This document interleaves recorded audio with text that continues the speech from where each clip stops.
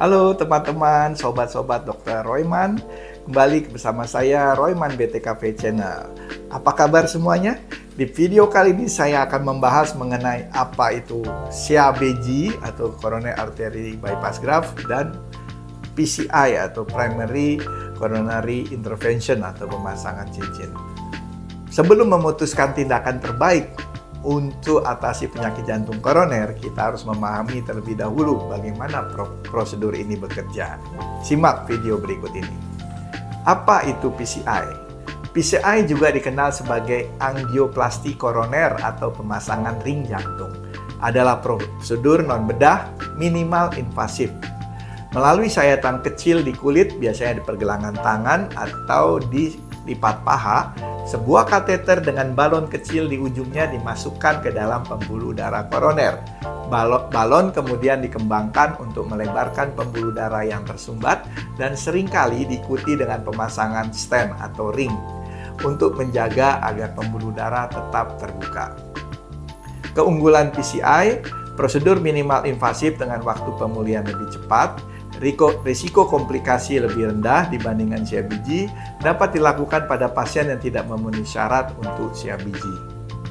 Penyakit jantung koroner atau disebut PJK terjadi ketika pembuluh darah koroner yang menyuplai darah ke jantung menyempit atau tersumbat. Kondisi ini dapat menyebabkan nyeri dada, sesak napas, bahkan serangan jantung. Dua prosedur medis yang umum dilakukan untuk mengatasi penyakit jantung koroner adalah PCI, Percutaneous Coronary Intervention, dan CABG atau Coronary Artery Bypass Graft atau operasi bypass jantung. Apa itu CABG? CABG atau operasi bypass jantung adalah prosedur bedah yang lebih invasif. Dalam prosedur ini, dokter akan mengambil pembuluh darah dari bagian tubuh lain, seperti kaki atau dada, arteri atau vena yang dapat diambil berupa vena savena dan arteri mamari interna. Kemudian nantinya akan dibuat untuk membuat jalur baru di sekitar pembuluh koroner yang tersumbat. Keunggulan CABG lebih efektif untuk mengatasi penyumbatan yang kompleks atau melibatkan banyak pembuluh darah yang kita sebut revaskularisasi komplit, dapat memberikan solusi jangka panjang untuk penyakit jantung koroner.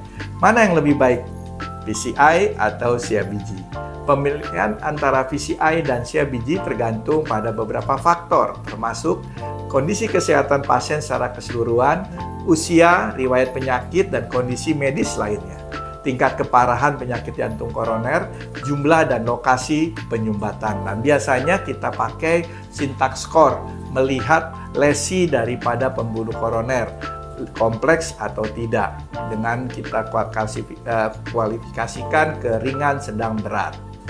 CABG indikasi utamanya adalah penyumbatan di banyak arteri jantung atau multivessel disease atau trivessel disease, penyumbatan pada arteri utama kiri left main disease yang lebih dari 50%, pasien dengan diabetes atau gagal jantung atau fungsi jantung yang terganggu.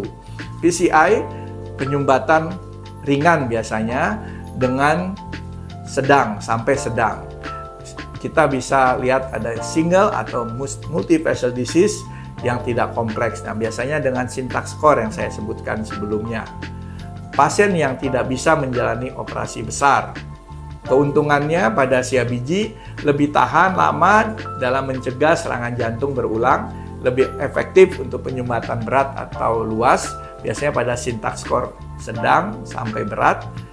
PCI keuntungannya minimal invasif, tidak perlu operasi besar, pemulihan lebih cepat, bisa beberapa hari saja atau mungkin 1-2 hari.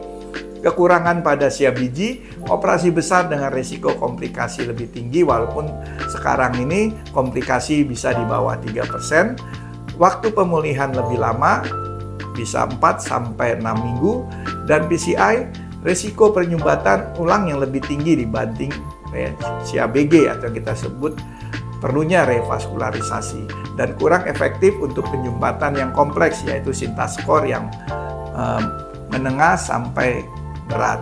Dan biasanya juga diperlukan obat-obatan pada PCI atau stent dengan pengencer darah 2 atau lebih. Kesimpulannya, CABG lebih disarankan untuk kasus penyakit koroner yang kompleks dan luas yang sinta skornya berat karena memberikan hasil jangka panjang yang lebih baik. PCI cocok untuk kasus yang lebih ringan dan juga cocok untuk dipasang stent atau ring. Demikian singkat dari saya mengenai penjelasan mengenai PCI atau CABG. Jika teman-teman masih ada pertanyaan atau ada yang ingin didiskusikan, bisa komen di bawah. Sampai jumpa di video-video berikutnya. Jangan lupa like, subscribe, dan share. Salam sehat, Dr. Royman.